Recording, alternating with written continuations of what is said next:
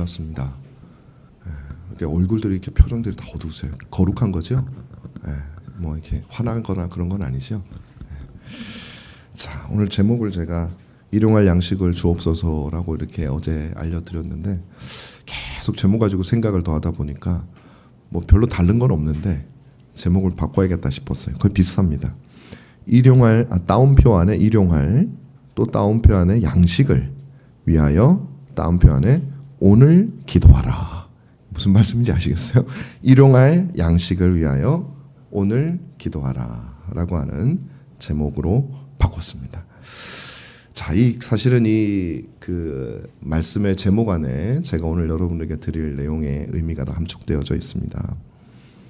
사실 우리가 지금 예수님께서 우리에게 가르치신 기도에 대해서 듣고 있는데, 여러분들 아마 이미 주기도문에 대한 뭐 설교나 많이 들으신 분도 계실 거고, 또 기도에 대해서는 또 많은 설교를 또 듣고 책도 읽고 아마 그러셔서 어쩌면은 모르겠습니다. 어떤 생각을 여러분 마음속에 가질 수 있을지 정확하게 모르겠지만, 어쩌면 큰 기대가 없을 수도 있고, 우리가 고전적으로 전통적으로 가지고 있던 내 생각 속에 있던 그 기도의 개념 속에서 지금 가르치는 말씀을 여러분들이 들으려다 보니까 어쩌면은 저가 혹은 하나님께서 저를 통해서 여러분들에게 기도에 대해서 알려주시고자 하는 것을 놓칠 수도 있겠다라는 생각도 제가 하게 됩니다.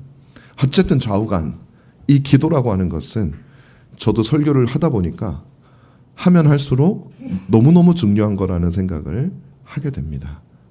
정말 생명과 같다라는 생각을 하게 됩니다. 특별히 기도는 우리 영혼의 상태를 알려주는 정말 지표와 같아요. 여러분들이 기도하느냐, 뭐 어떤 내용을 떠나서 기도하느냐라고 했을 때 기도하지 않느냐 하느냐에 따라서 여러분이 정말 신앙이 있느냐 없느냐, 혹은 신앙이 거의 죽음 단계, 거의 그 반 정도는 죽은 상태에 있느냐, 아니면 역사하는 믿음이냐가 정해지죠. 왜냐하면 믿음이 역사하면 기도를 안 할 수가 없어요. 저 경험도 그렇고 논리적으로도 그래요. 우리의 하나님, 우리의 부패함과 어리석음을 믿고 우리의 하나님의 전능하심과 지혜로우심을 믿을 때에 우리가 어떻게 기도하지 않고 이 세상을 살 수가 있겠습니까? 그리고 또 하나는 우리가 무슨 내용을 기도하느냐가 사실 우리 신앙의 초점이 어디에 있느냐, 지금 신앙이 상당히 왜곡되어 있느냐, 아니면 신앙이 질서정연하게 되어져 있느냐를 판단하는 아주 중요한 수단이 됩니다. 자, 여러분 스스로는 잘 아시겠죠? 뭐 제가 누구의 상태를 어떻게 알겠습니까? 우리 가족도 저는 몰라요. 제가 안 보는 곳에 어떻게 기도하는지 모르기 때문에 누구를 판단하겠습니까? 그러니까 여러분은 아실 거예요. 여러분 한번 잘 생각해 보십시오. 기도가 호흡이라는 말은 그냥 수사어구가 아니라 생각하면 생각할수록 정말 기도는 호흡이다. 왜? 살았음을 보여주는 거거든요. 그러니까 숨 안 쉬는 사람은 죽은 사람이잖아요. 아니면 세계에서 숨 참기 대회 1등 뭐 이런 사람 막 10분, 20분 막 이렇게 숨을 안 쉬더라고. 근데 그거 굉장히 드문 거죠. 그거 시도하다가 죽습니다, 우리가. 그래서 기도는 굉장히 중요하다. 지금 그 기도를 얘기하는 거예요. 지금까지 우리는 하나님에 대한 내용을 기도를 했어요. 하나님의 이름이 거룩히 여김을 받고 하나님 나라가 임하고 주의 뜻이 하늘에서 이루어진 것 같이 땅에서도 이루어지이다. 이렇게 기도했습니다. 그러니까 기도를 우리가 시작을 했는데 우리 기도는 한 게 없어요. 하나님에 대해서만 기도를 했다라는 것입니다. 근데 이걸 왜 그러면 그럴까? 여러분 좀 궁금하게 여기지 않으셨습니까? 왜 하나님에 대해서 기도할까? 그거는요, 간단하게 말하면 우리가 이 땅에서 살아가는 이유가 무엇인가라는 것을 다시 한번 우리에게 리마인드 시켜줘요. 사실 우리가 기도할 때마다 이렇게 해야 되는 이유가 있어요. 여러분, 우리가 대부분의 경우 기도의 동기를 느낄 때는, 오늘도 마찬가지지만 육신의 피로를 느낄 때 우리는 기도를 하게 됩니다. 근데 육신의 피로를 느낄 때 기도하면 당장 우리는 하나님 이름도 부르기 전에 아버지 힘들어요, 아버지 이거 주세요로 갈 수밖에 없어요. 그죠? 대부분의 경우는 그렇습니다. 그걸 주님이 너무 잘 아시는 거예요. 왜냐하면 우리가 존재하는 이유는, 우리가 오늘 일용할 양식을 먹어야 되는 이유도 우리가 오래 살기 위해서 하는 건 아니거든요. 하나님이 왜 우리를 만드셨을까? 오래 살게 하려고? 하나님과 아무 상관없이? 그렇지 않거든요. 그래서 우리가 존재하는 이유가 무엇인가 하는 것을 기도를 통해서 하나님 우리에게 알려주. 그래야 우리가 진짜 복되기 때문에 그래요. 그래야 우리가 목적대로, 지어진 목적대로 살기 때문에 우리에게 참된 의미의 복이 있습니다. 이건 너무나도 지당한 거예요. 여러분들이 무언가를 만들었을 때 그 목적대로 사용되어질 때 가장 복된 거죠. 그런 차원에서 볼 때 여러분, 하나님에 대한 기도가 있었다라는 것은 여러분들이 왜 존재하는가, 이후에 내가 기도해야 되는 모든 내용이 무엇을 향해서 있는가를 우리에게 끊임없이 되새기지 않으면 우리는 하나님과 상관없는 사람이라는 것이에요. 역으로 말하면 제가 종종 여러분들에게 말씀을 드리듯이 하나님을 섬기는 게 아니라 하나님에게서 섬김을 받으려고 하는 사람이 된다는 말이에요. 그 차이가 요 한마디에 있다라고 저는 생각을 해요. 우리가 기도할 때 무엇부터 기도하는가?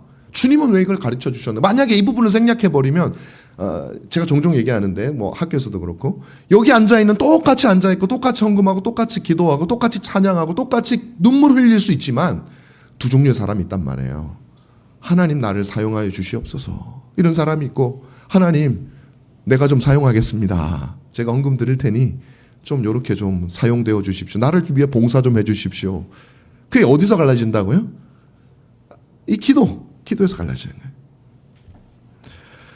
자, 그런데 이제부터 기도의 내용에 기도를 하는 대상이 이제 바뀌게 되죠. 우리로 바뀌게 됩니다.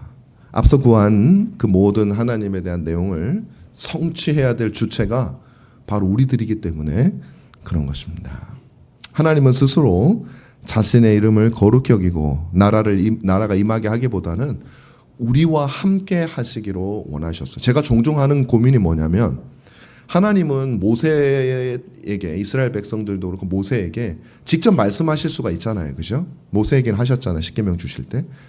근데 왜 우리에게는 그렇게 안 하실까를 제가 자주 생각을 해요. 왜냐하면은 예배라고 하는 것이 불완전한 인간이 올라와가지고 뭐 설교를 하면 얼마나 모순 덩어리가 많습니까? 오늘날 저를 포함해서 많은 목사님들의 부족한 점이 얼마나 많아요. 말과 행동이 다르고 또 뭐 다른 정도가 아니라 뭐 어떤 그 끔찍한 죄악을 짓는 사람들도 뭐 이 강단이 훼손되어지는 것도 우리가 수도 없이 보지 않습니까? 그러면 그럴 때마다 하나님 직접 말씀 안 하시고 왜 이러시지? 뭐 이런 생각도 저는 해요. 근데 저는 뭐 그 정확한 이유는 우리가 알 수 없겠지만 하나님께서는 어쨌든 모세를 보내기를 기뻐하셨어요. 사람을 통해서 말씀하시기를 기뻐하셨어요. 선지자를 통해서 말씀하시기를 기뻐하셨어요. 하나님은 인간을 통해서, 자신의 택한 백성들을 통해서 이 세상의 일을 이루어 가시기를 기뻐하셨단 말이죠. 아담을 통해서 세상을 다스리기를 기뻐하셨어요.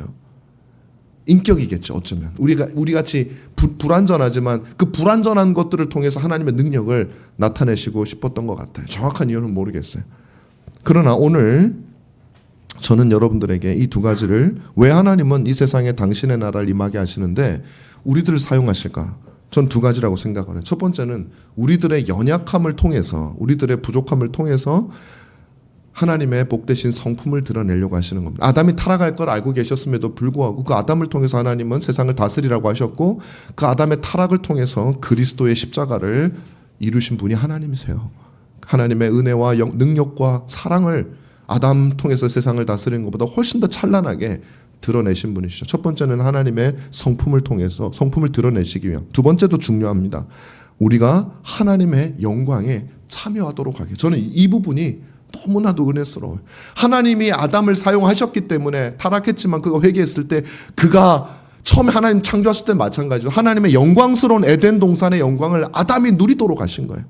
우리도 마찬가지입니다. 하나님이 우리를 사용하셔서 주님의 나라가 임하게 하실 때 우리도 그 나라의 영광과 아름다움과 모든 탁월함을 누리도록 하기 위해서 우리를 그 나라의 백성으로, 그 나라를 이룰 사람으로 우리를 부르셨다는 거예요. 근데 목사만이 아니고 여러분 전부 똑같아요. 똑같은 정도가 아니라 너무너무 제가 늘 강조하듯이 여러분들의 신앙은 목사가 책임지는 게 아니에요. 우리 특별히 어린 아이들에게 있는 신앙은 목사가 못 집니다. 누가 책임집니까? 부모들이 책임지는 거예요. 부모들이 책임지는 거예요. 그래서 여러분들 하나님 나라가 이루어지는 것은 목사나 교회 직분자들도 중요하지만 그들만 가지고는 절대 안 돼요. 모든 부모들이, 우리 모두가 다 참여하지 않으면 주님 나라는 이 땅에 세워지지 않습니다. 주님의 택한 백성들은 부름을 받지 못해요. 그래서 이 어마어마하게 중요한 겁니다, 이게. 그 영광에 참여시키도록 하는 거죠. 여러분, 이것이 얼마나 놀라운 일이에요. 여러분, 이건 오직 신자만이 할 수 있는 겁니다. 이건 뭐 하버드 대학교 나온 똑똑한 사람, 유튜브 1000만 유튜브를 하는, 야, 어떻게 여러분, 지금 제가 리폼드 TV가 몇 명인지 안 들어가는지 오래돼서 잘 모르겠는데 그것도 되게 힘들어요. 몇천 명, 한 2,000명 됐었나? 하여튼 모르겠어요. 근데 1000만 명, 대단한 능력이에요, 여러분. 그 대단한 능력을 가진 사람도 주님 나라에 벽돌 한 장 못 세워요, 신자가 아니면. 여러분, 최근에 젠슨 황, 엔비디아의 CEO인 젠슨 황이 와가지고 우리나라 제일 부자 이재용 씨하고 정의서 씨하고 3명 재산이 합치면 몇백 조라 그래요? 293조인가? 그 사람들끼리 깐부 치킨에서 치킨을 먹고 그래가지고 난리가 났어요. 그 사람들은 같이 모인 것만으로도 그렇게 난리가 나요. 사람들이 사진 찍고. 왜 그래요? 너무너무 힘든 탁월한 사람들이잖아요. 물려받았든 어쨌든 간에 굉장한 부자들이. 근데 여러분, 그 부자가 가진 300조 가까운 재산을 통틀어도 주님 나라에 벽돌 한 장 살 수 없어요. 이 땅에 임한 하나님의 영광스러운 나라에 전혀 참여하지 못한다고요, 그들은. 여러분, 이거 얼마나 복된 일입니까? 그러므로 여러분, 사랑하는 여러분, 우리들은 하나님이 여러분을 부르셨다라는 것은 이 하나님 나라가 이 땅에 임하고 그 나라가 세워지는데 여러분을 참여시키고 그 나라의 영광에 여러분을 동참시킬 거라는 사실을 알고, 여러분, 이 땅에서 지금부터 우리는 그 일을 하는 거예요. 하나님 앞에서 살기 위해서 애를 써야 됩니다. 그게 기도를 많이 하고 종교적이고 매일 금식하고 그러라는 게 아니라, 매일 금식하면 힘이 없어서 회사는 어떻게 다녀요. 그게 아니라 하나님을 신뢰하고 하나님을 생각하며 하나님의 말씀을 묵상하는 그 마음으로 나에게 주어진 일, 부모로서의 일, 회사에서의 일, 또 교회에서의 일, 그 모든 일을 여러분들이 하나님 앞에서 감당하라는 거죠. 여러분, 어떤 분들은, 여기는 대체로 다 젊을 때 부름을 받아서 다행인데, 어떤 분들은 연세가 드신 분들은, 그러면 나는 벽돌을 몇 장 못 샀는데 지금 하나님께로 가야 될 것 같은데 그럼 나 영광에 참여하지 못하는 거 아니에요? 이렇게 생각할 수도 있어요. 걱정하지 마세요. 하나님 여러분 부르신 이상 혹시 내가 좀 늦었다 할지라도 참여하게 하십니다. 그러나 여러분 십자가의 강도를 한번 보세요. 그럼 마지막에 평생 예수님을 안 믿고 하나님을 제대로 섬기지 않고 범죄만 하다가 마지막에 예수 그리스도를 십자가에서 믿고 같이 매달려가지고 그리고 죽었잖아요. 근데 그 사람도 벽돌이 있을까요, 없을까요? 있습니다. 그 십자가에서 주님의 이름을 고백했기 때문에 그 강도의 고백을 받고 예수 믿은 사람이 얼마나 많겠어요. 이 주님이 죽으시는 가장 비참한 순간에 누군가가 저분이 하나님의 아들이라고 신앙을 고백하는 거예요. 백부장도 고백했고, 그죠? 강도도 고백했고. 그것이 얼마나 큰 영광입니까? 그때 그 고백을 한 사람이 전 세계에 누가 있어요? 강도밖에 없었다고. 베드로도 배신하고 도망갔는데, 여러분, 강도의 집이 의외로 천국에서 엄청 클 수가 있어요. 여러분, 우리는 늦지 않았어요. 근데 여러분 보세요. 반대로 여러분, 어릴 적부터, 이게 이제 젊고 어린 분들이 많아서 난 이 얘기를 꼭 해야겠어요. 어릴 적부터 신앙생활 하는 거는 엄청나게 좋은 겁니다. 너무너무 좋은 거예요. 우리 여기 어린 아이들 있잖아요. 우리 다은이하고 아은이하고 8살짜리 애들. 그 다음에 로아는 조금 이제 컸지만 그래도 세 번째로 어리고. 여러분, 어린 아이들일수록 여러분들은 하나님 나라를 위해서 일할 시간이 많아요. 특권입니다, 특권 이거. 예배당에서 예배하는 거, 교회 가는 거, 힘들어, 불편해. 내 친구들은 놀러 다니는데 그러면 안 돼요. 안 돼요, 여러분. 친구들은 하나님 나라에 아무것도 못할 때 여러분들은 지금 그 기회가 주어진 거예요. 하나님 나라를 위해서 내가 무언가를 할 수 있고 그 영광을 마음껏 누릴 수 있는 특권이 여러분에게 주어져 있는 겁니다. 그러니 여러분, 어린 시절을 낭비하지 마세요. 허비하지 마세요.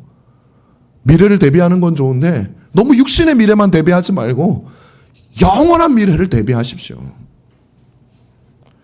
자신의 미래, 자신의 안락한 삶을 꿈꾸느라 가장 힘이 있고 왕성한 청년들에게 말합니다. 그 시절을 낭비하지 마십시오. 쓸데없는 데 쓰지 마십시오. 사라질 것에 투자하지 마십시오.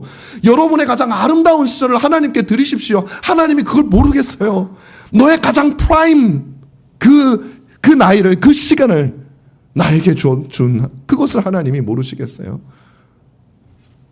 그러나 여러분, 어린 시절부터 부모님을 따라 교회를 다니고 신앙생활을 했다는 것이 항상 유익한 것은 아니에요. 여러분, 성경은 뭐라고 되어 있냐면은 먼저 된 자가 나중 될 수 있다고 얘기를 하고 있어요. 어린 시절부터 교회를 다녔기 때문에 여러분들은 기독교에 굉장히 익숙할 수 있습니다. 그래서 그것이 얼마나 귀한지 모를 수 있어요. 어른이 돼도 모를 수. 어떤 사람들은 어릴 때부터 교회를 다녔기 때문에 예수를 믿기 싫은 경우도 있어요. 왜? 교회에 대한 기억이 안 좋은 거예요. 여러분들은 그래서는 안 돼요. 우리 청소년들, 청년들 그래서는 안 됩니다. 여러분들은 부모님이 신자라고 해서 여러분 모두가 다 하나님의 자녀가 되는 것은 아니에요. 부모님이 신자인 것은 여러분에게 엄청난 특권임은 분명합니다. 하나님의 자녀일 가능성이 훨씬 높습니다. 그럼에도 불구하고 그것을 보장하는 건 아니에요. 여러분들이 그리스도를 나의 구주, 나의 하나님으로 믿고 그 그리스도를 위해서 살겠노라고 고백하고 결단해요. 그게 회심이에요. 그 일이 여러분에게 일어나야 되는 거예요. 주님, 내가 주님 나라에 벽돌 한 장 쌓고 싶습니다. 영원히 빛날 그 집을 제가 짓고 싶습니다.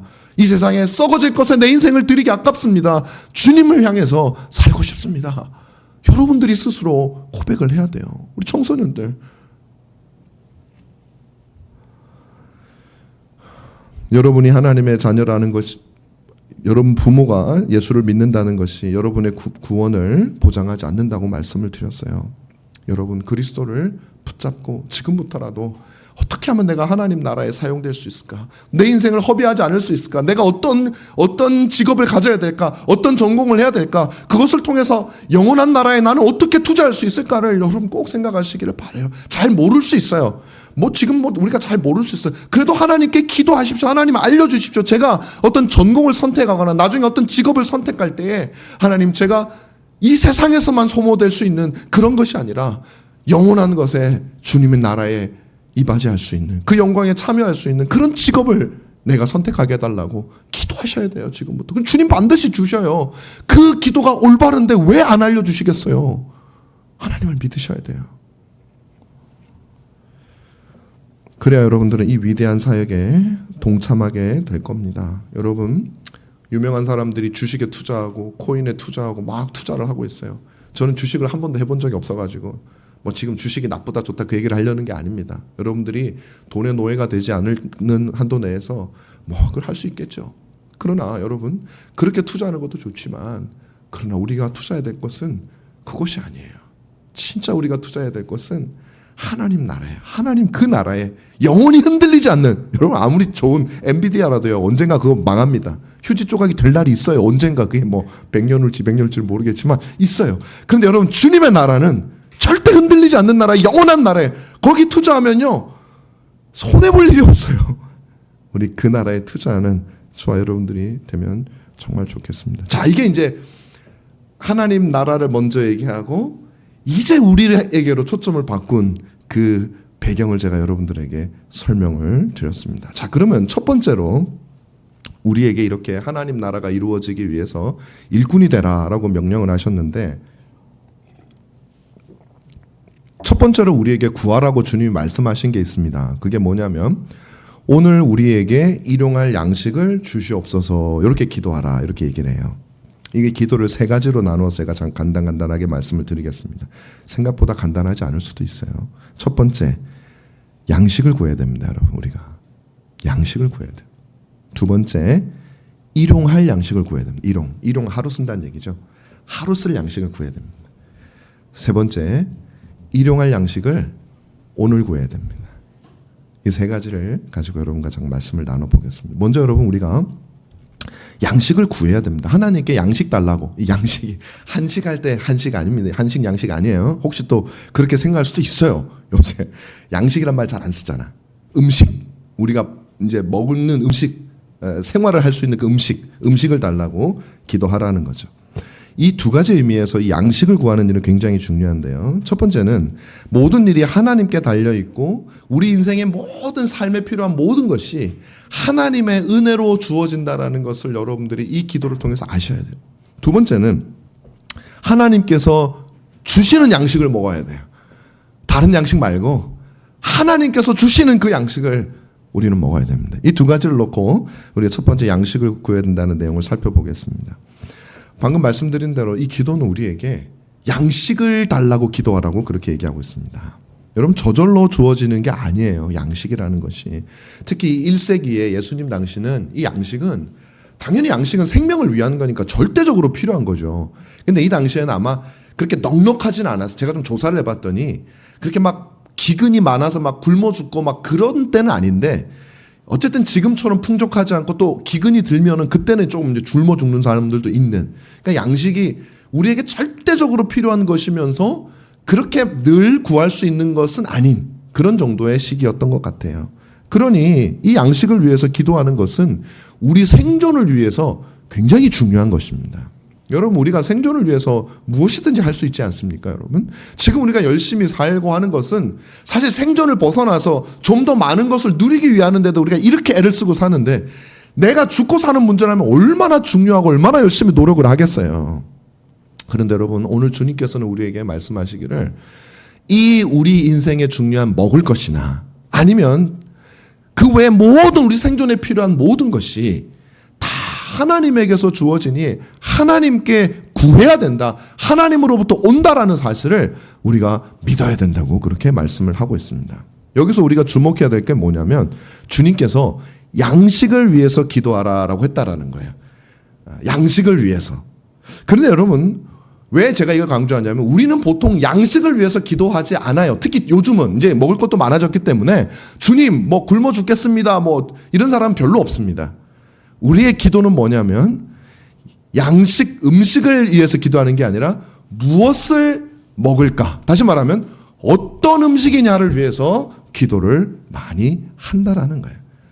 이걸 음식으로만 제한하지 말고 의복이나 모든 것으로 한번 확장해 보십시오. 우리는 생명 유지에 필요한 것들을 구하는 게 아니라 더 누릴 거를 구하고 있어요. 어떤 옷을 입을 것이냐를 구하는 것이고 어떤 음식을 먹을 것이냐를 구하고 있어요. 근데 주님은 우리에게 뭐라고 말씀하니? 그거 구하지 말라 그랬어요. 산상수훈에 좀 뒤에 나옵니다. 무엇을 먹을까? 무엇을 마실까? 무엇을 입을까? 염려하지 말라 그랬어요. 여기서 또 양식을 구하래요. 차이가 뭐예요? 양식은 구해야 돼요. 하나님이 주시니까. 그러나 무엇을 먹을까? 물론 이게 먹을 게 없어서 오늘 뭐 먹지? 그것도 돼요. 그래서 좀 더 확장을 하면 뭘 먹지 오늘?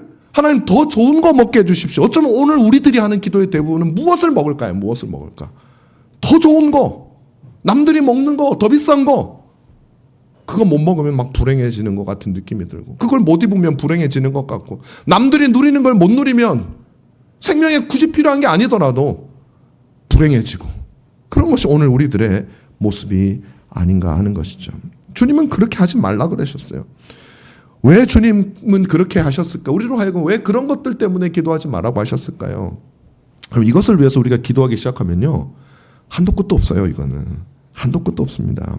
우리가 먹을 것을 위해서 살게 된단 말이에요. 주님, 더 맛있는 거 주십시오.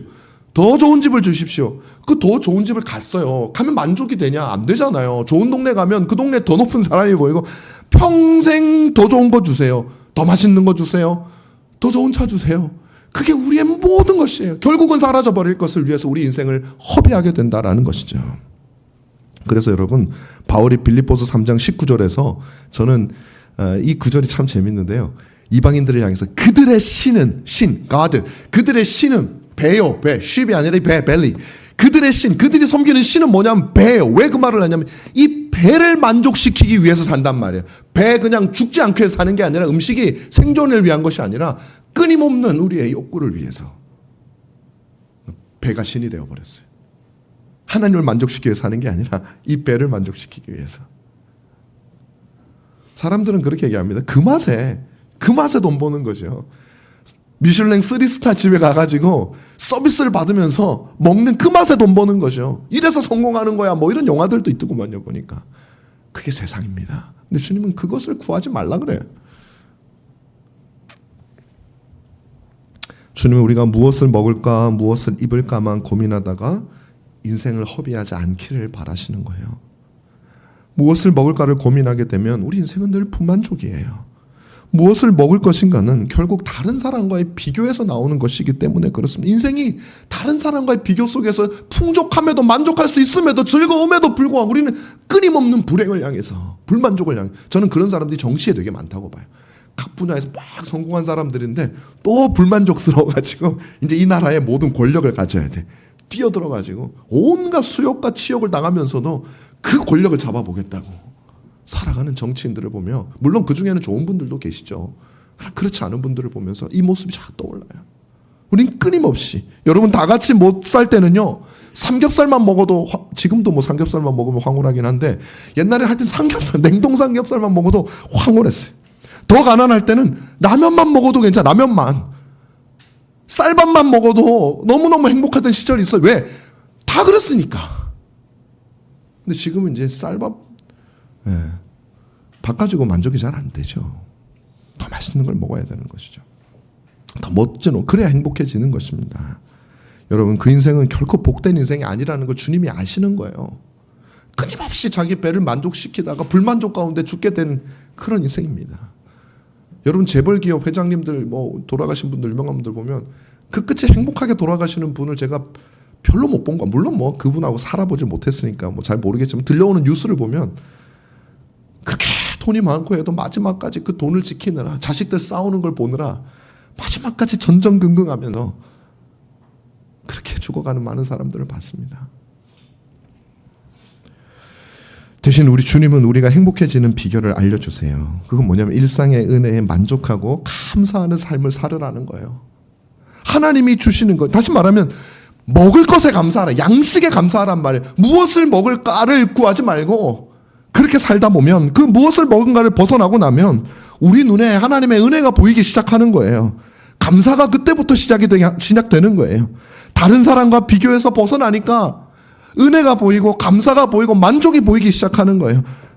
나에게 주어지는 그 양식, 내가 오늘 살 수 있는 것 그 자체로 기적이요 은혜라는 사실을 우리가 알게 되는 거예요. 무엇을 먹을까를 기도할 때는 음식과 공기와 태양과 물과 비 내리는 것과 이 모든 것이 원래 당연한 것이에요. 하나도 감사하지 않았어요. 더 맛있는 것을 먹지 못해서 불만이 되었던 거예요. 하지만 오늘 나를 살려주는 주님이 주시는 그 일용할 양식에 감사하고 나니 그 모든 것이 당연한 것이 아니라는 것을 깨닫게 되는 거예요. 모든 것이 기적이고 모든 것이 감사합니다. 우리 같은 죄인이 이 시간 지옥에 있지 않는 것도 감사요. 늘 고통 속에 있어 마땅한 우리에게 이따금씩 주어지는 행복도 감사요. 아침마다 뜨는 태양도 감사하고 나에게 비를 가려주는 집이 있어 감사하고 나를 닮은 자녀가 있어서 감사합니다. 나와 함께 살아주는 배우자가 있어서 감사하고 오늘 먹을 양식이 있어서 감사합니다. 6명이 끼어 타는 자동차지만 이까지 걸어오지 않아서 감사하고 작은 교회지만 성도들이 있어서 감사합니다. 모든 것이 기적이고 모든 것이 은혜요. 당연한 것은 아무것도 없는 것을 우리는 알게 됩니다. 왜냐하면 하나님이 그것을 우리에게 해줘야 될 의무가 없는 거야. 우리는 지옥에 가 마땅한 죄인들이기 때문에 그래요. 양식을 위해서 기도하다 보니 당연한 것이 하나도 없다는 것을 알게 됩니다. 우리가 숨 쉬는 것도 우리가 노력해서 얻는 수입도 여러분 다 하나님의 것입니다. 우리가 크게 착각하는 게 뭐냐면요, 우리의 것이 있다고 생각을 해요. 사람이 살다 보면 어떤 사람은 더 열심히 일하는 사람이 있어요. 어떤 사람은 좀 덜 열심히 일하죠. 대체로 열심히 일하는 사람들이 수입이 많고 부유하게 삽니다. 그러면 그들 마음속에는 어떤 마음이 있는 줄 아세요? 내가 노력해서 내가 정당하게 얻은 나의 돈이다, 나의 부다, 나의 명예다, 이것을 누군가에게 주는 것을 극도로 싫어하는 경우가 참 많습니다. 왜? 내가 획득했으니까. 그런데 여러분, 주님은 우리에게 그렇게 말하지 않아요. 그게 어떻게 내가 획득한 겁니까? 여러분, 농부를 생각해 보세요. 농부가 열심히 수고해서 많은 수확을 얻었어요. 저쪽에서는 게으른 농부가 열심히 수고하지 않아서 아주 그냥 곡식을 많이 얻지 못했어요. 그때 우리는 뭘 느끼면 내가 수고해서 얻은 거다. 아닙니다, 여러분. 하나님이 그 해를 가리워 주셨더라면, 하나님이 가뭄이 들게 했더라면, 하나님이 홍수가 나게 했더라면, 우리가 당연하게 여기는 모든 것들이 당연하지 않았다면 어떻게 농부가 수입을 얻을 수 있어요? 여러분, 우리가 얻는 모든 것은 다 하나님이 우리가 원래 그런 것이라고 생각하는 거기에 은혜를 베푸셨기 때문에 하나님의 은혜로 우리에게 주어지는 것이므로 우리들은 그 모든 것들을 나의 것으로 여겨서는 안 되는 거예요. 그래서 사회를 위해서 봉사해야 되고, 그래서 이웃을 위해서 봉사해야 되고, 혹시 더 많은 걸 주셨더라면 또 이 세상을 위해서 섬기고 베풀고 하는 것이 그리스도인의, 기독교인의 윤리. 왜? 하나님의 은혜로 된 것이니까.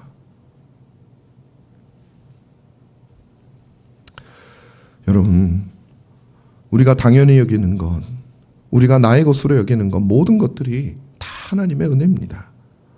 오늘 내가 살아있는 것도 말도 안 되는 수많은 은혜와 기적의 결과라는 걸 양식을 위해서 기도하는 사람은, 일용할 양식을 위해서 기도하는 사람은 알게 되는 것이죠.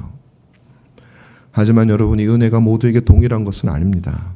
그 결과는 끔찍하게 차이가 납니다. 모든 사람들에게 태양이 뜨고 모든 사람들의 비가 내리고 모든 사람들에게 공기가 제공되지만, 모든 사람들이 부지런히 하면 대체로 많은 수입을 얻지만, 이 하나님의 은혜가 모두에게 동일한 결과를 가져오는 것은 아닙니다. 여러분, 하나님 안에 있지 않은 불신자들은, 그리스도 안에 있지 않는 자들은 이 모든 일반적인 은혜를 누리지만 언젠가는 이 모든 은혜가 소멸되고 하나님의 공의를 마주대해야 될 날이 있을 겁니다. 그들이 이 땅에서 호흡을 하고 있는 동안 우리 하나님을 구세주로, 그리스도를 구세주로 여기고 하나님을 우리의 주인으로 여기지 않는다면 그들은 모든 은혜가 사라진, 모든 선하심이 제거된 공의로우심만이 그들을 향해 나타나는 하나님의 진노를 경험하게 될 겁니다. 그것은 너무나도 끔찍한 것입니다. 결국 이 모든 은혜의 결국은 그들에게 심판으로 향하게 될 겁니다. 하지만 여러분, 이 은혜는 신자들에게는 더욱더 특별한 은혜입니다. 우리가 지금 누리는 은혜뿐만 아니라 고난마저도 우리에게 복이 되기 때문에 그렇습니다. 주님께서 우리에게 그렇게 약속하세요. 시편 119편 71절에서 고난당한 것이 내게 유익이라 이로 말미암아 내가 주의 율례를 배우게 되었나이다. 시인은 고난을 당하는 것도 내가 하나님 백성이기 때문에 주님 나에게 주시는 유익이다, 우리에게 가르치는 유익이다, 하나님의 뜻을 가르치는 유익이라고 고백을 하고 있습니다. 신자는 하나님의 아들이 십자가에서 죽으신 은혜를 누리게 됩니다. 하나님의 선하심과 하나님의 자비로우심이 영원토록 그를 떠나지 않습니다. 다윗이 고백했던 것처럼 하나님의 선하심이 영원토록 떠나지 않습니다. 바로 우리가 누리는 이 모든 일반적인 은혜의 결과는 바로 하나님의 선하심을 영원히 누리는 그 나라로 인도하는 것이기 때문에 신자들에게 이 은혜는 더욱더 특별합니다. 그러므로 여러분, 하나님께 우리의 일용할 양식을 구하십시오. 무엇을 먹을까? 더 좋은 무엇을 구하시기보다는 하나님 오늘 살게 해주심을 감사합니다. 모든 것이 하나님께 달려 있습니다. 내 생명도 하나님께 달려 있습니다. 그러므로 호흡할 공기를 구하십시오. 오늘 하루의 안전도 구하십시오. 그리고 나와 내 자녀와 내 사랑하는 가족들의 일상을 하나님께 다 맡기시고 늘 하나님께 은혜를 구하는 여러분, 당연한 것이 없습니다. 주님이 붙드시지 않으면 어느 것도 당연히 우리에게 주어지는 안전은 없습니다. 그러므로 우리는 매일매일 순간순간 기도하지 않을 수가 없어요. 이 사실을 믿는다면 우리는 어떻게 하나님께 구하지 않을 수가 있겠습니까? 항상 하나님을 생각하지 않을 수가 없습니다. 따스한 햇살을 보면서 하나님의 봄날 같은 사랑을 생각하고 휘몰아치는 폭풍우를 보면서 죄에 진노하시는 하나님의 공의를 보시는 여러분들이 되시기 바랍니다. 설령 여러분의 자녀가 만약에 말을 듣지 않는다면 그 자녀를 보면서 우리의 불순종이 하나님 앞에 얼마나 가증할지 한번 생각해 보시기를 바랍니다. 그런 자녀라도 여전히 사랑하시는 하나님의 사랑을 보며 또 우리가 하나님께 감사하시길 바랍니다. 나를 닮은 자녀의 연약함을 보며 우리의 연약함을 보며 가지실 하나님의 안타까운 마음을 생각하시기 바랍니다. 여러분, 이 세상에 있는 모든 것들이 우리로 하여금 하나님을 생각하게 하는 그 눈이 여러분들에게 열리기를 바랍니다. 그래서 하나님을 생각할 수 있게 되는 여러분이 되셨으면 정말 좋겠어요. 양식을 하나님께 구한다라는 의미는 바로 이런 겁니다. 근데 좀 더 중요한 의미가 있어요. 바로 아까 말씀드린 대로 우리는 하나님께서 공급하시는 양식을 먹어야 된다는 사실이에요. 여러분, 사람이 건강해지기 위해서는 무엇을 먹느냐가 되게 중요해요. 그죠? 뭐 좋은 약을 먹는 것도 뭐 좋은데요. 영양제도 좋은데 음식이 정말 중요해요. 그리고 공기 먹는 거죠. 일종의 그것도 굉장히 중요하죠. 그래서 아무리 운동하고 약 먹어도 먹는 게 잘못되면 질병에 걸리거나 죽고 맙니다. 아무 먹을 것이나 먹어서는 안 되는 것이에요. 여러분, 일상에서도 여러분 아무거나 먹으면 안 됩니다. 예전에 우리 그 버닝썬이라고 하는 그 사건이 있었잖아요. 그 제가 기억 보니까 거기서 뭐 이렇게 뭐 주는 뭐 약간 뭐 술인가 뭔가를 먹었는데 뭐 약이 타져 있었는 뭐 그런 얘기들이 있는 것 같아요. 지금 정확하게 기억이 안 나요. 여러분, 뭐 그런 데 가실 일은 없겠지만 그런 데서요 아무거나 먹으면 안 돼요. 거기 뭘 탔을지 모르잖아요. 아무 사람이나 주는 거 먹으면 안 됩니다. 온갖 독충들이 득실되는 아마존 밀림을 다니면서 여러분 눈에 보이게 아름답다고 아무거나 먹으면 안 돼요. 죽습니다. 아담과 하와는 하나님이 주신 걸 안 먹고 뱀이 먹으라는 걸 먹어가지고 죽어버렸어요. 저주를 받았어요. 여러분, 우리는 내 눈에 맛있게 보이는 음식이 반드시 좋은 음식이 아닙니다. 모르는 사람이 주는 음식을 먹어서 안 됩니다. 그렇다면 누가 주는 음식을 여러분 먹어야 돼요? 엄마가 주는 걸 먹어야 돼요. 그죠? 엄마가 주는 걸 먹어야 그게 제일 안전해요. 물론 엄마도 실수할 수 있지만 사주는 어머니도 계시지만 그건 다 검증하고 성분 다 분석해서 해줄 테니까 그것도 안전해요. 여러분, 부모님이 주는 음식이 제일 안전합니다. 그럼 우리의 영혼에 가장 안전한 것은 누가 주는 것일까요? 바로 우리 영혼의 아버지이신 하나님께서 우리에게 주시는 음식을 우리는 먹어야 되는 거예요. 하나님께서 공급해 주는 양식을 우리는 먹어야 돼. 사람이 고안해서 사람이 제공하는 걸 먹으면요, 우리 영혼이 사는 것 같아도 죽습니다. 하늘에서 공급되는 것이어야 우리 영혼을 살찌게 만들어요. 여러분, 이스라엘 백성들이 출애굽해가지고 가나안이라고 하는 하나님 나라에 들어가기 전에 40년 동안 광야를 걸었잖아요. 저는 이 광야를 걸었던 시간을 예배라고 봅니다. 일주일 동안 살기 위해서 하루를 보내는 안식일 있듯이 가나안에서 수백 년을 살기 위해서 40년 동안 하나님께서 예배, 안식일을 그들에게 보내게 하신 거예요. 그때 하나님께서 그들에게 뭘 공급하셨습니까? 만나와 메추라기를 공급하셨어요. 하늘에서 내려오는 하나님이 주시는 음식을 그들은 먹어야 됐어요. 세상 사람이 주는 거, 뭐 다른 부족들의 것 먹을 수 없었어요. 하나님이 주시는 것을 먹어야 됐어요. 그들이 가나안에 들어가서 다른 사람들이 주는 것, 그 땅의 것들을 먹기 시작하면서부터 그들은 타락이 일어나기 시작했어요. 여러분, 하나님이 주시는 하늘의 것을 우리가 먹을 때 가장 안전한 겁니다. 오늘 이 예배도 마찬가지.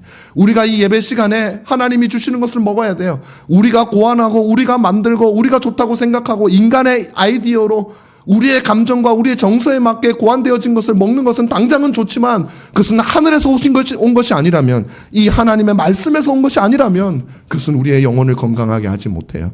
그래서 우리는 하늘에 온 대로 그 양식을 먹기 위해서 우리는 성경을 살피는 거예요. 예배를 드릴 때도 성경을 살피는 거예요. 예배 찬양을 할 때도 성경을 살피는 거예요. 왜냐하면 우리 주님이 주신 걸 먹어야 되거든요. 그러나 여러분, 사람들은 너무나도 우리가 만든 거, 인간이 만든 걸 먹기 좋아해요. 하와가 선악과의 열매를 먹음직스럽고 보암직스러워서 먹었던 것처럼 사람이 만든 것들은 너무나도 보암직스럽고 먹음직스럽습니다. 그래서 계시록 17장에 보면 음행의 포도주를 가지고 땅의 임금들을 취하게 하는 음료의 술잔을 얘기를 들고 있어. 오늘날 우리들은 그 달콤한 술잔에 취해 있을 때가 얼마나 많은지 몰라요.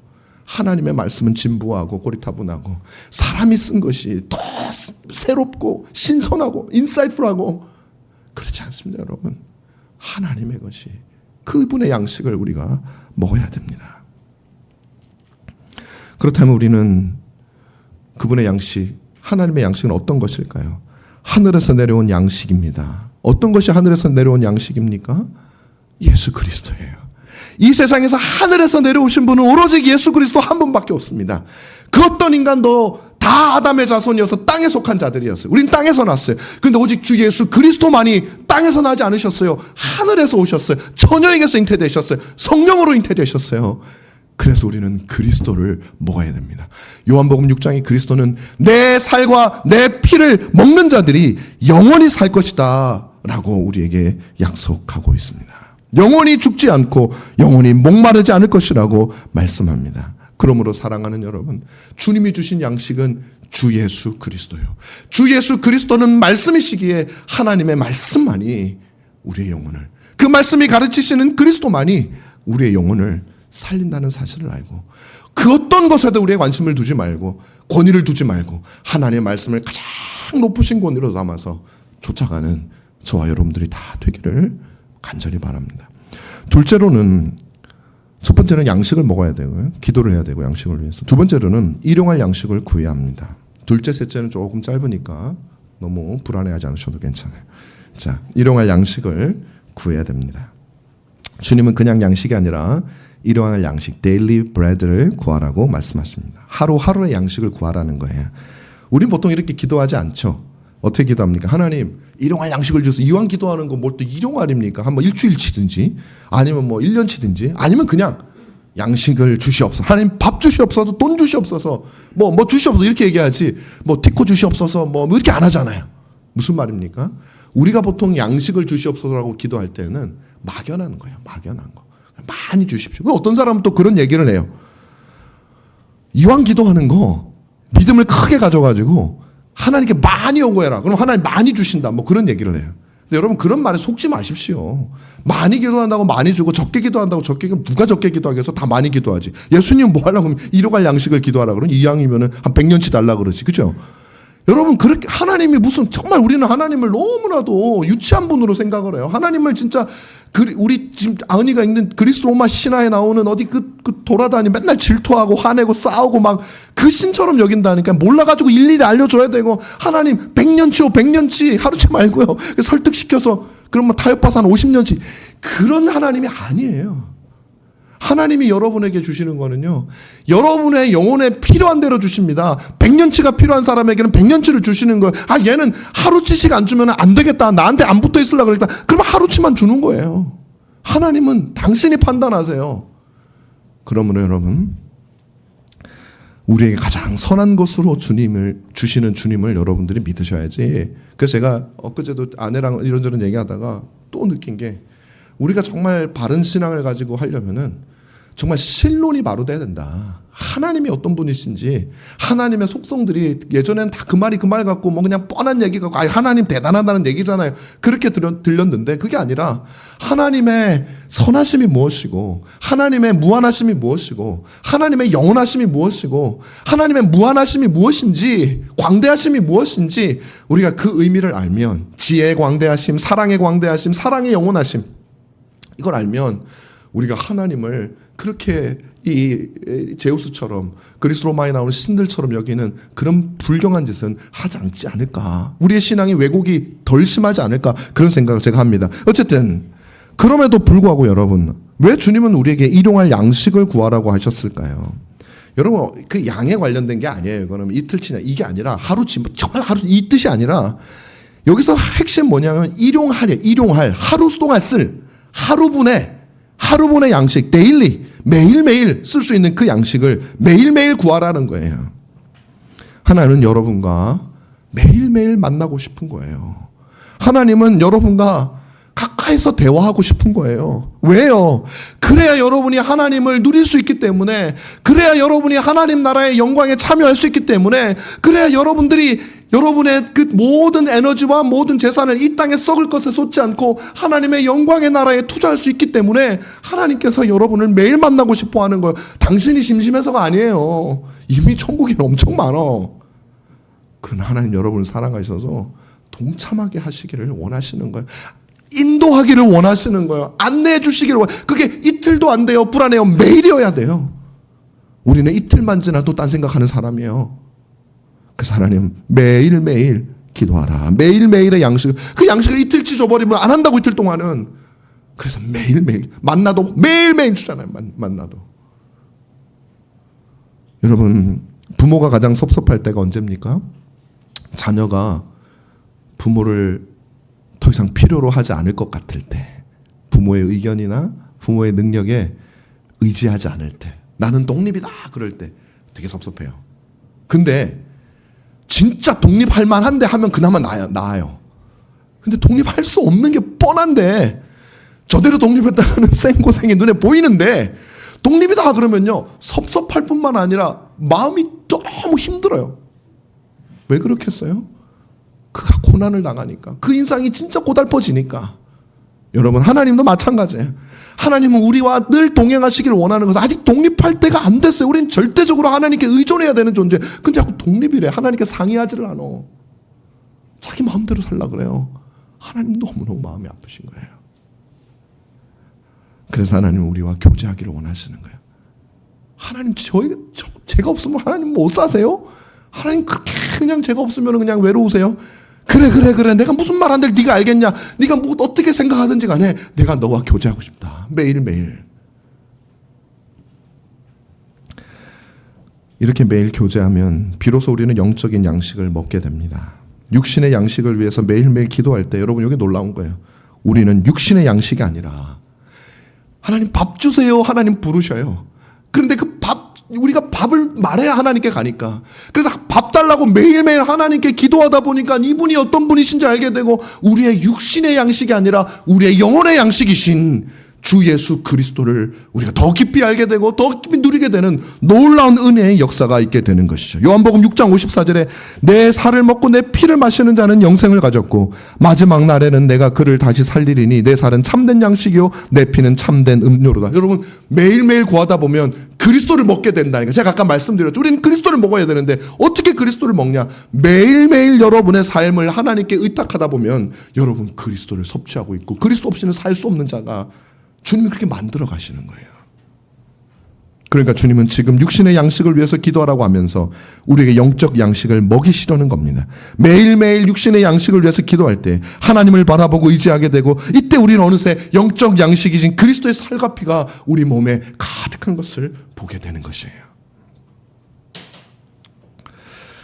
마지막으로 일용할 양식을 오늘 구해야 됩니다. 오늘. 여러분 예수님 우리에게 양식을 구하라고 하면서 오늘 우리에게 오늘 구하래. 오늘. 왜 오늘일까? 다른 방법도 있잖아요. 여러분 하나님 매일 우린 준비성이 철저한 사람이라서 주님 제가 전날 꼭 구하겠습니다. 주님 내일 일용할 양식을 주시옵소서. 이렇게 구할 수 있잖아요. 일용할 양식은 구하는데 그 전날 구할 수도 있잖아요. 한 3일 전에 구할 수도 있잖아요. 뭐 1년 전에 구할 수도 있잖아요. 그런데 왜 주님은 오늘 이 시간 지금 today, this day 왜 지금 구하라고 말씀을 하실까요? 왜 미리 구하면 안 되는 걸까요? 바로 우리의 믿음이 살아있는 믿음이 되도록 하기 위해서 그렇습니다. 잘 봐. 살아있는 믿음이 무슨 말이냐면 지금 활동하는 믿음이에요. 지금 활동해야 돼. 지금. 믿음은 미리 몇 년치를 활용하거나 과거의 믿음을 가져올 수 없습니다. 여러분 왜냐하면 이유가 있는 게 뭐냐면 어제와 내일은 존재하지 않아요. 우리는 착각하고 있어요. 오로지 존재하는 것은 오늘밖에 없어요. 과거를 가져올 수도 없고 미래를 미리 살 수도 없습니다. 오로지 이 세상에 존재하는 것은 오늘밖에 없습니다. 그러므로 우리는 존재하는 믿음을 가져야 된다 이 말이에요. 여러분 어떤 사람은 과거의 신앙을 붙잡고 살아가는 사람이 있어요. 이야기를 들어보면 늘 과거 얘기뿐입니다. 주로 연세가 드신 분들이 그런 경우가 많고 여러분들 중에도 20대 30대가 되더라도 내가 중고등부 때 그때 수련회 가가지고 뭐 방언 받았지 믿음이 좋았지 그때는 뭐 하나님 잘 사랑했지 과거의 믿음을 가지고 있는 분들이 너무 많아요. 그게 정말 어떤 믿음이었는지도 잘 모르겠지만 근데 그게 자기 믿음인 줄 알아요. 내가 과거에 그랬으니까 지금도 최소한 그 이상이라고 생각한단 말이에요. 제가 예전에 목회할 때 신방을 보면 권사님들 정말 3, 40년 전 얘기밖에 안 해요. 제가 그 얘기 들을 때마다 속으로 도대체 하나님은 그동안 뭐 하셨길래 말만 열면 30년 당신 70세이신데 막 40대 때 막 30대 때 그 얘기만 하십니까? 왜 그때 하나님을 만나도 왜 그때만 만나십니까? 저는 권사님이 오늘 아침에 만난 하나님의 이야기를 듣고 싶습니다. 여러분 과거의 신앙은 내 신앙이 아니에요. 그건 없는 거예요. 존재하지 않아요. 과거를 먹고 살지 마십시오. 반대로 늘 미래의 신앙만을 생각하는 사람도 있어요. 지금 이대로의 삶을 더 누리고 싶어 하는 거예요. 지금 내게 이게 가장 편한 거예요. 뭔가 예수를 믿고 믿음을 발휘하면 불편해질 것 같고 뭔가 내가 해야 될 걸 하지 말아야 될 것 같은 두려움이 있어요. 그래서 그 사람은 언제나 미래형입니다. 언젠가 내 믿음이 좋아질 겁니다. 목사님이 말씀하시는 거 제가 다음에 할게요. 뭐 예수 잘 믿으라고요? 예, 그래 뭐 언젠가 믿겠죠. 그러나 오늘은 아닙니다. 그러나 지금은 아닙니다. 지금 이 시간은 아닙니다. 여러분 미래는 존재하지 않아요. 미래는 여러분에게 와야만 현재예요. 그때 존재하는 거예요. 여러분 미래의 여러분의 신앙을 바라보고 오늘을 낭비하지 마세요. 존재하지 않는 것을 바라보고 존재하는 것을 허비하지 말란 말이에요. 사랑하는 여러분 지금이에요. 지금 기도해야 되고 지금 앙망해야 되고 지금 우리의 것을 포기해야 되고 지금 그리스도를 사랑해야 되고 지금 붙들어야 됩니다. 고린도후서 6장 2절은 내가 은혜 베풀 때에 너희에게 듣고 구원의 날에 너를 도왔다 하였으니 보라 지금은 은혜를 받을 만한 때요 보라 지금은 구원의 날이로다. 지금이 아니면 존재하지 않아요 시간이. 그래서 오늘 우리에게 일용할 양식을 달라고 기도하라는 거예요. 지금 오늘 쓸 거 오늘 기도하라는 거예요. 설교를 들으면서 아까 말씀드린 대로 다음에 그렇게 살아야지라고 하지 말라는 거죠. 일상생활에서 기도해야겠다는 생각이 들면 그 자리에서 기도하라는 거예요. 회개해야겠다는 생각이 들면 그 자리에서 회개하라는 거예요. 자녀들을 위해서 기도해주고 싶다면 그 자리에서 하라는 거예요. 좀 부끄럽고 창피해도 하라는 거예요. 그때 믿음이 살아 움직인다는 거예요. 다음은 없어요. 내일은 우리에게 보장된 시간이 아니에요. 하나님 말씀 잠언 27장 1절은 너는 내일 일을 자랑하지 말라. 하루 동안에 무슨 일이 일어날는지 네가 알 수 없음이라. 전도서 9장 12절에는 사람이 자기 때 죽는 때를 말하는 거야. 자기 때를 알지 못하나니. 누가복음 12장 16절에서 21절에는 많은 곡식을 쌓아놓은 부자를 향해서 이렇게 말씀합니다. 어리석은 자여 오늘 밤에 내 영혼을 도로 찾으리니 그러면 내 준비한 것이 누구의 것이 되겠냐. 미래가 어디 있습니까? 오늘입니다.